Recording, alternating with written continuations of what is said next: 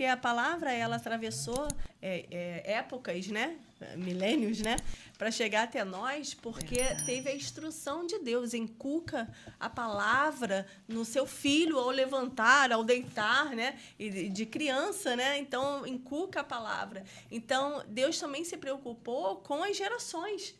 Então, quando a gente ensina o nosso filho o caminho do Senhor, a palavra do Senhor, isso leva para a vida dele. E assim a palavra chegou até nós, de geração em geração, porque houve essa preocupação de ensinar a palavra desde os primeiros anos assim de vida. Como né? Joquebede fez, né? O tempo que ela tinha ali com o filho dela, Moisés. Ela preparou para quando ele voltasse, a mãe de adoção, ele tinha aquilo no coração dele, tanto que mais tarde ele sentiu necessidade de voltar às origens, porque o que a mãe ensinou inicialmente foi a palavra de Deus e não volta vazia, aquilo fixa, a pessoa pode passar anos vivendo outra realidade, mas aquele chamado, aquele primeiro ensinamento, aquilo fica no coração e não se afasta. Provérbio 22 ensina o menino o caminho, que depois que ele crescer jamais se desviará dele. E esse ensinamento, você vê que nós trabalhamos a história, né? E Deus ele pega lá, inspira um homem, aí faz as leis, estabelece ali a nação. Essa nação ela é ensinada, ela tem que ser debaixo da orientação de Deus, ela cresce. Aí vem uma nova geração para ser cumprido aquilo que Deus prometeu àquela geração, que é Josué. E Josué passa ali, cumpre os preceitos de Deus, vai à frente, aí começa novamente, vem os profetas, vem os juízes, vem os livros que nos orientam hoje, porque a Bíblia no Antigo Testamento, elas são os livros da lei, os livros históricos, os livros poéticos, que são Provérbios, Salmos, Jó, Eclesiástico, Cantário, profetas maiores e profetas menores, e muita gente tem essa dúvida. O que é profeta maior e o que é profeta menor? E por que isso? Um é maior do que o outro? Não, um tinha uma estatura, baixinho só eu. Não é porque um era maior e um era menor, não. É porque uns profetizaram menos tempo e outros em maiores períodos. Então, aqueles que profetizaram menos tempo, tiveram a palavra de Deus ali, uma profecia para aquele tempo específico, ele foi o profeta menor. E teve um que precisou profetizar para gerações. E aí você tem os profetas maiores, Jeremias, Isaías, Ezequiel e tantos outros. E todos eles assim diz o Senhor. Assim, né? diz o Senhor. Assim diz o Senhor. Isso é importante, porque hoje que tem o Senhor te repreenda. Tem muita gente que diz, tem muita gente que tem essa dúvida, né? Você tem que, assim diz o Senhor. O profeta fala o que a Bíblia diz, não fala o que quer. Então, você precisa saber que muita gente diz. Quem falar eis que te digo, você já fica preocupado e corre disso aí, eis que te digo nada. A Bíblia diz, assim diz o Senhor, é assim que nós escutamos a voz de Deus. E toda profecia que for liberada para a sua vida, você coloque sob submissão a palavra de Deus. Amém. E se você ouvir e aquilo entrar no seu coração e tiver respaldo bíblico, aquilo é para você e para sua família. Me lembro dos crentes de Bereia, né? Crentes de Bereia. Interessante, pastor, você falou assim, né? Quando alguém, eis que te digo, antes de alguém te falar qualquer coisa direcionada à sua vida, o Senhor primeiro vai falar contigo. Ele pode trazer uma irmã para confirmar aquilo que ele já falou no seu coração. É verdade. E aí, quando aquela pessoa chega para falar, é isso, aí você fala, Senhor, é só para confirmar, porque o Senhor já falou comigo. Que o Espírito Santo tem que testificar, né? No nosso isso. coração. E aí nós chegamos no Novo Testamento. Tudo foi se cumprido. A Bíblia ela apontou para Jesus, tudo foi cumprido em Jesus. Jesus cumpriu toda a lei. Sem ele, naquela lei não poderia ser cumprido, que nenhum homem conseguiria cumprir a lei. O único que cumpriu toda a lei foi Jesus. Nenhum homem teve a capacidade de cumprir a lei a não ser Jesus. Então, ele cumpriu todos os requisitos da lei. E, detalhe, cumpriu e não pecou. Então, tudo é convergido para Jesus. Jesus, ele, então, cumpre toda a lei e ali ele restaura uma nova aliança. Ele veio dar respaldo para o Novo Testamento, não somente agora de ouvir os sacrifícios, de ter dificuldade em cumprir aquilo. Não, ele agora fala, não, em mim você pode cumprir todas as coisas. Aí nós temos o Novo Testamento, onde nós temos algumas estruturas também. Já vamos falar de Jesus. Sei que vocês estão doidos para falar de Jesus. Calma, vai dar tudo certo. Nós estamos aqui com o Novo Testamento, que são 27 livros. Esses 27 livros, eles são também... são os evangelhos. O que é os evangelhos, Letícia? Puxa aí para você um pouquinho. Os evangelhos eu tenho aqui. Primeiro, Mateus, Marcos e Lucas, nessa ordem. O primeiro nós já temos conhecimento que é Marcos, né? Mas aqui para o nosso entendimento, pois Mateus ele fala mais sobre o nascimento, genealogia. Marcos já aponta mais a parte prática de Jesus, onde são os primeiros capítulos onde traz a cura, libertação, onde Jesus já está ali, de fato, já começando a trabalhar. Mateus fala mais sobre a primeira infância e toda o início da vida humana de Jesus aqui na Terra.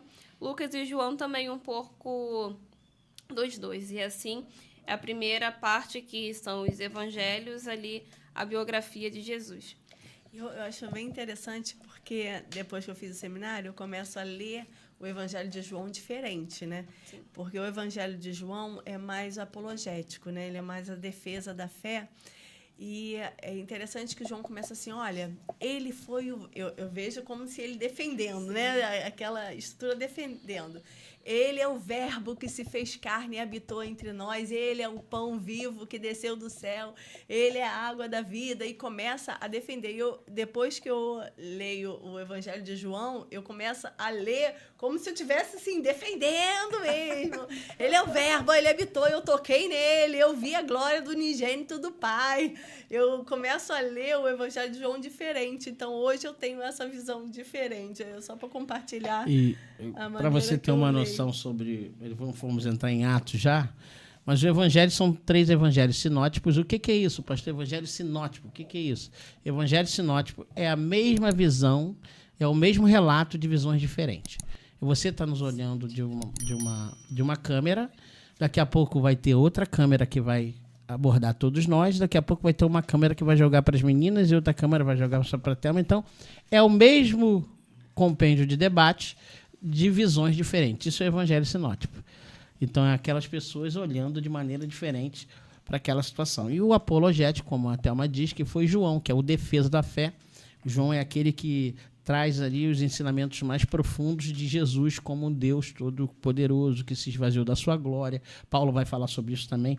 Então, o evangelho é assim, e a Letícia trouxe uma coisa interessante para você firmar, botar na sua cabeça. Mateus, ele trata da genealogia de Jesus bem do início. Marcos, ele fala da praticidade dos milagres de Jesus. Lucas, ele traz a parte mais científica, e ele traz ali aquele cuidado com as pessoas.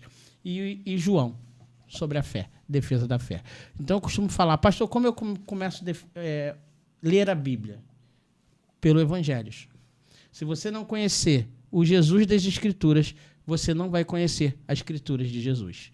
Então, primeiro você tem que começar a ler a Bíblia. Nunca leu a Bíblia, começa pelos Evangelhos.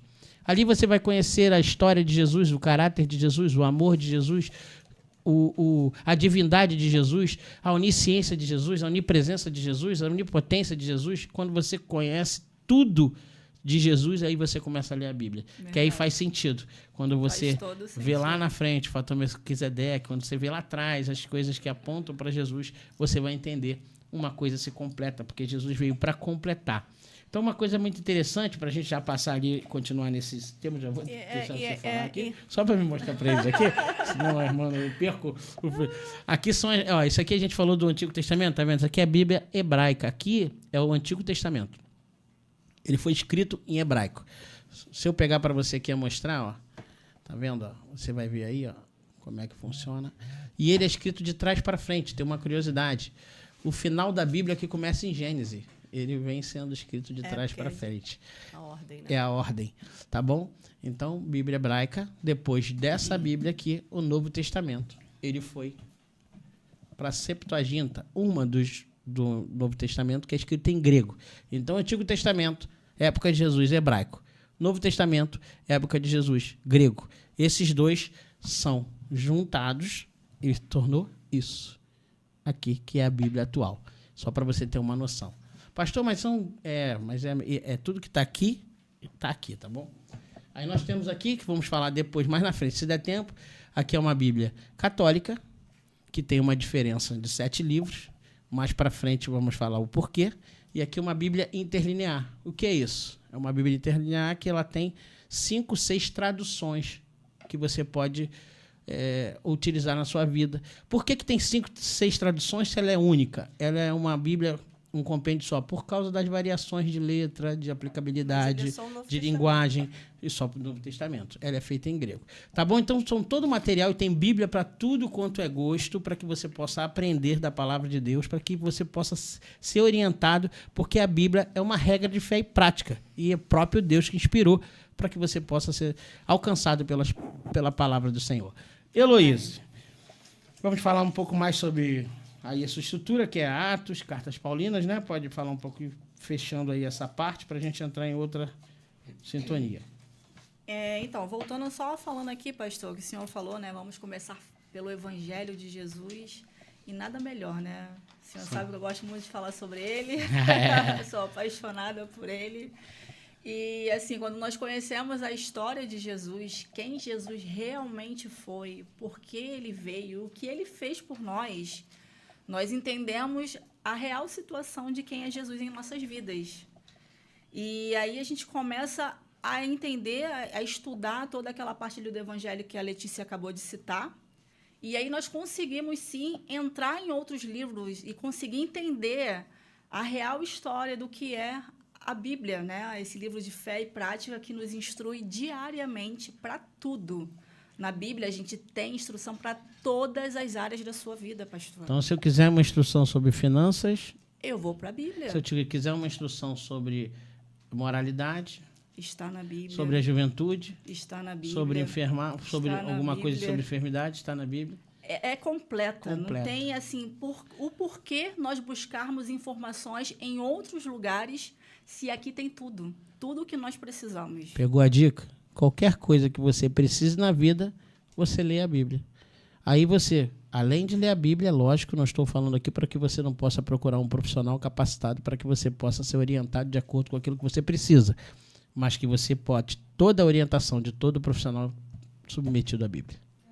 O senhor falou sobre finanças, né? É muito bom a gente ler Provérbios, né? Provérbios. Ele nos instrui ali o que nós devemos fazer e agir para que nós possamos prosperar no Senhor. Opa, glória a Deus. Vamos fazer me convertir agora sobre finanças, hein? Em nome de Jesus. Querido, a Thelma está aqui, está dando para falar, depois eu passo para o Almerindo. Vai, Thelma. A Thelma está aqui, você vai ver aí. Então, o que é a Escritura? A Escritura, quanto mais eu leio, mais eu conheço a Deus. Então, ele é a revelação de Deus. Então, todo o Antigo Testamento, Deus revela o que devemos fazer, o que agrada a Ele, o que não agrada, e a gente reconhece que nós somos pecadores. E vem o Novo Testamento, que é a revelação real de Deus na pessoa de Jesus Cristo. Então, a revelação se completa no Novo Testamento, porque nós vimos no Antigo Testamento que nós precisamos de um Redentor, e vem Jesus Cristo, o nosso Redentor. E é Deus, o próprio Deus, o Verbo que se fez carne e habitou entre nós. É o próprio Deus habitando em nosso meio, se revelando por completo, né? A perfeita revelação de Deus é a pessoa de Jesus Cristo. Então, quando eu começo a entender o caráter de Jesus, eu começo a compreender Deus, a pessoa de Deus, quem é Deus. Né? Então, é interessante porque todos os evangelhos eles foram escritos sem um consultar o outro. Né? E eles não se contradizem e eles não negam o caráter perfeito da pessoa de Jesus Cristo. Então, a Bíblia é a divina revelação do próprio Deus.